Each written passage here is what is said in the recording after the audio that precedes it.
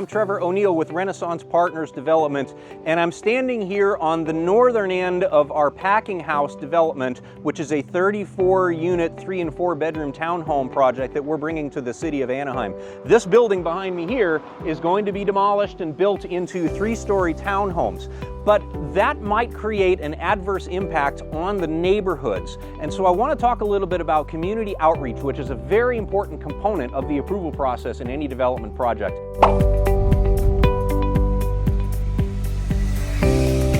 If you take a look over this way, you will see that our project is immediately adjacent to an established single-family neighborhood.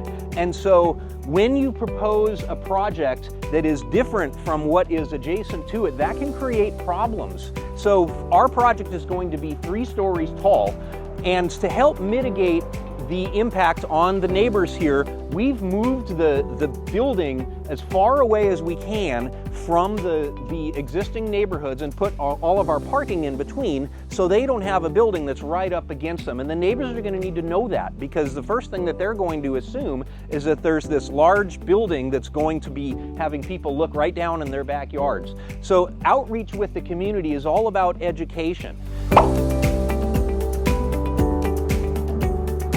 They will also be concerned about things like parking, and the people who are living in our community and their guests might come to park in their neighborhood. And we need to make sure that they understand and know that that is not the case, that we have ample parking inside of our project. We actually have more parking spaces than the code requires. So we go out of our way to go door to door to all of these neighbors and hold community events to educate them on the project, make sure all of their questions are answered and their concerns are addressed, and that's how you can ensure that you get support at the city to move your project along.